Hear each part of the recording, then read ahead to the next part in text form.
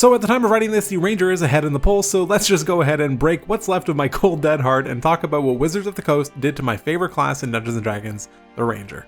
I'm just going to start off by saying that you would think, given all the blowback from the 2014 version of the Ranger, that the design team would be tripping over themselves to ensure that the class lives up to the fantasy and the desire that people have when they opt to play the class, and not just have it be a slightly different fighter. Instead, however, it seems that the design team is tripping over themselves because it looks like they just don't know what they want to do with the class, and it kinda shows. Now, in complete fairness to the team though, I will acknowledge that they are in a little bit of a tight spot here. The 2014 Ranger was lambasted for probably leaning a bit too heavily into the Wildlander motif and not really focusing on powerful features or scaling particularly well at all. The base class really suffered, and it was really only the later subclasses like the Gloomstalker that saved the class. Fast forward to the Expert Classes UA from last year though, and it's clear that the team took a much different approach. Though I recognize its flaws, I was actually a fan of the initial rework, though it admittedly probably shed a bit too much of its flavor for the liking of many, which was the feedback that the team received. So now the design team is in this weird spot where they need to find the Goldilocks balance of power and flavor for the class, and here in Unearthed Arcana 6, we have their latest attempt, and spoilers, this ain't it. If you enjoy what I do and would like to support me, a sub to the channel would be incredible.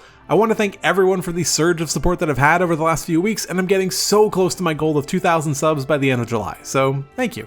While I typically try and keep my discussions focused on design rather than power, I don't really think I can avoid talking about power in this one, so let's just go for it.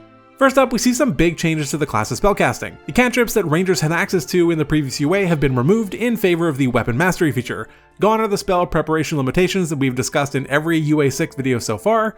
They now have access to the entire primal spell list, and they can now replace one spell per long rest. Starting with the good, it's great to see that Rangers are now able to replace one spell during a long rest. It never really made sense to me that they couldn't do this in the 2014 version, considering that this is the class that is all about preparation. And while they could sort of do this in the previous UA, it did have some different restrictions due to spell schools, but we'll also talk about that in a little bit.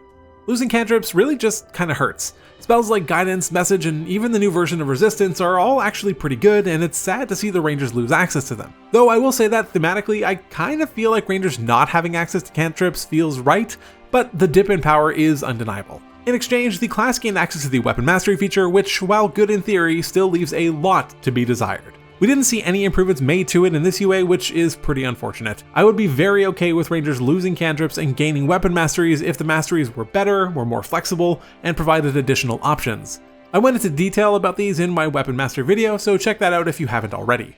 Also at first level, the Deft Explorer feature has returned, and it's not very good. It replaces the previous UA's Expertise feature, which granted you expertise in 2 features. You now gain expertise in just 1 skill, but you can also select 2 types of terrain, which you gain advantage on nature and survival checks to track creatures in. When you finish a long rest, you can replace one of those choices with another from the list. This change was made in response to the feedback that the class had lost a lot of its identity and that there was such little flavor in the previous UA, so I can definitely appreciate the attempt here. I also kinda like that you can replace one terrain per long rest. Sometimes campaign areas can change dramatically, and it would suck to be stuck with an irrelevant choice as you were in the 2014 version of the class. Thematically, I also like it. It's not even necessarily that Rangers have spent so much time in just one specific area that they know it so well, it's that they are so adept at evaluating their surroundings that they can become literal masters of it overnight. So on the whole here, we lose 1 expertise and gain a little bit of flavor. It's difficult to evaluate the value of location-specific features like Deft Explorer, as so much of it will be determined by the campaign, the DM, and how often tracking creatures is relevant in your game. In one campaign, this could be absolutely top tier, and in another, it could be complete dog shit. Alright, let's talk about it, the big elephant in the room, fighting styles. Now let's talk about the new Favorite Enemy and Hunter's Mark.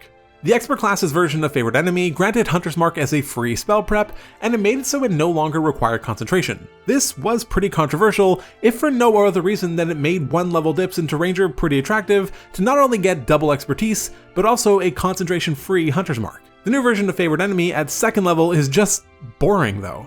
You still get Hunter's Mark as a free spell prep, and it can be cast an amount of times equal to your Wisdom modifier without expending a spell slot, but not only does it once again require concentration, but they've also pretty aggressively nerfed the damage output of the spell, making something worse and adding concentration, the old 1-2 punch for fun everywhere. The new version of Hunter's Mark now deals force damage, which is admittedly pretty nice, but it can now only activate once per turn rather than whenever you hit with it. They've also made it so the spell damage now scales depending on the spell slot used, and though the level breakpoints remain the same as the original version, it's just bad.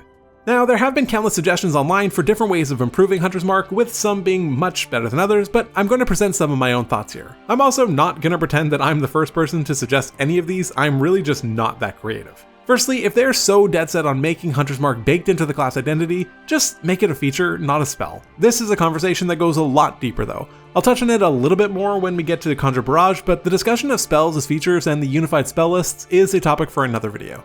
Secondly, since it isn't a spell anymore, let's just ditch the concentration requirement. Next, I think there's a few different directions that the feature can take, and they all play into the Ranger aesthetic while not sacrificing power either. I really want to lean into the wording that they use in the favorite enemy feature. You are adept at focusing on a single foe. Obviously, any of these can be balanced up or down as is required.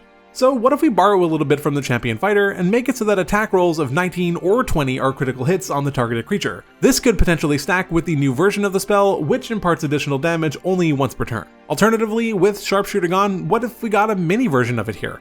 Perhaps say -2 to hit for +5 damage? I don't know, something along those lines. Thematically, it works too if you're so focused on that perfect hit which will deliver extra damage, but nailing that precise spot is tricky, hence the reduction in hit modifier. Maybe at a later level, this even just essentially becomes the old version of Sharpshooter. Call it Improved Hunter's Mark and bring back the -5 to hit for +10 damage. Alternatively, what about progressive damage die increases per successful hit? Something like starting at 1d6 for the first hit and 1d8 for the second, and so on. Again, this is me just spitballing ideas. I'm not saying that they're perfect, but I think any one or even some combination of the three that I presented here would be infinitely more interesting and more fun than what we have here in this UA. I could spend hours talking about this, but I actually want to finish the video, so let's move on. Let me know your ideas for Hunter's Mark in the comments though. At 9th level, Rangers get Conjure Barrage, which gives them the spell Conjure Barrage. I said it in my Sorcerer video, and I will say it again, I really hate this new trend of features that are just free spell preparations. It makes the entire level up feel so lackluster. If it was at least giving access to a spell that you wouldn't normally have access to, I can consider getting behind it, but here, you get the feature at the same level that you would ordinarily just get to pick Conjure Barrage anyway. You don't get a free use, you don't get to remove any of the spell components, you can't cut its casting time down to a bonus action, nothing. It's just one singular spell. This infuriates me from both a design and a power perspective. Design-wise, it's just uninteresting. If you were looking forward to Conjure Barrage, you would just take it at 9th level. Sure, now you can take another spell, but now using those extra spells that you took becomes more complicated since you didn't get a free cast of Conjure Barrage, that you only have 2 3rd level spell slots to deal with. And then even from a power perspective, it's just a spell, not a better version of it, not a spell that you're getting access to slightly earlier, nothing. Make it Conjure Volley, and now maybe we're talking, but obviously that would have some other implications. Also, everything that I've said here applies to the 17th level feature, Conjure Volley. Just why? Nature's Veil and Tireless are largely the same, but also a little bit worse. Feral Senses got pushed back from 15th to 18th level and is exactly the same. What? This is not that good of a feature that it needs to be hidden all the way away at 18th level. I'm not saying it's bad, but it's not 18th level good. Foe Slayer is basically the same as its 2014 counterpart, except that it now forces you to use Hunter's Mark, and you can also add your Wisdom modifier to the damage in addition to the attack roll, but you also only have to use it if you miss. Sure, I guess? I really don't like that it forces you to use Hunter's Mark, but based on the wording, this could apply to every hit, as it requires you to just miss the target of your Hunter's Mark and not actually apply the Hunter's Mark damage, so I guess it's okay? It still feels a bit underwhelming for a class capstone though. I want to touch on these subclasses too, mainly the Gloomstalker. The Beastmaster is mostly fine, and it's nice to see some of the carryover from Tasha's being brought into the 2024 Player's Handbook. The Hunter subclass is okay, I guess. They brought back the feature choices that were removed in the last UA. The biggest gripe I have with the subclass is really just that its 11th and 15th level features are just the 3rd and 7th level features again. It's not interesting, it doesn't feel powerful, or even like good design to me. It just kind of feels like they took a half day on the day they designed the Hunter. The big changes though come with the Gloomstalker. At 3rd level, the Dread Ambusher feature retains most of its features, but with one key difference. The bonus attack you were able to make on the first round of combat has been replaced with the new Frighten ability, which can be used every turn to add an additional 1d8 psychic damage and potentially impart the Frighten condition on an enemy. This can be done an amount of times equal to your Wisdom modifier per long rest. The thing about the new Dread Ambusher feature is that, as the design note says, it allows for the Ranger to have the opportunity to deal more damage than the previous versions of the feature. This is technically true, but the question is, how often do you really want to be frightening your target, and so are you actually dealing more damage? While it's not necessarily bad, Frighten definitely has diminishing returns and can also be kind of annoying to deal with even for your own party members. The fact that it deals psychic damage is kinda nice though. Stalker's Flurry becomes available at 11th level and removes the old ability to turn a miss into a potential hit. As an aside, I have a Gloomstalker Ranger playing in my current campaign, and the amount of times that Stalker's Flurry has bailed him out is staggering. He also rolls like absolute trash though. Anyway, the new Sudden Strike feature seems eerily familiar as it is reminiscent of the aspect of Dread Ambusher that got removed, except now just with extra steps. Now, when you use the Frighten ability from your Dread Ambusher feature, you can opt to either take an additional attack against another creature within 5 feet of the original target, or you can Mass Fear, which causes all creatures within 10 feet of the original target to be subject to the Wisdom saving throw against being feared. The extra attack is fine, I guess. It doesn't really feel great for an 11th level feature, especially since it's contingent on also using the Frighten ability from Dread Ambusher. And the Mass Fear is situationally useful, I guess, but the range of 10 feet just feels way too small. Overall, I'm just incredibly disappointed with both the overall design and the power level of the new Ranger. It just feels so half-hearted and not well thought out. So many features are contingent on using others. There's at least 4 features that require the use of Hunter's Mark, and even Stalker's Flurry requires the use of one aspect of Dread Ambusher. While this is not necessarily bad, and I can appreciate the perceived value of chaining abilities together, it just doesn't feel broad or powerful enough or well designed enough to really make you feel like you've pulled off some epic wombo combo. The Hunter subclass design doubling back on itself feels lazy, and the newest interpretation of Hunter's Mark is just disappointing. I sincerely hope the team continues to iterate on the class and provide something in a future UA that appropriately considers both design and power. If you enjoyed this video, consider subscribing to my channel as it really helps other people find my content.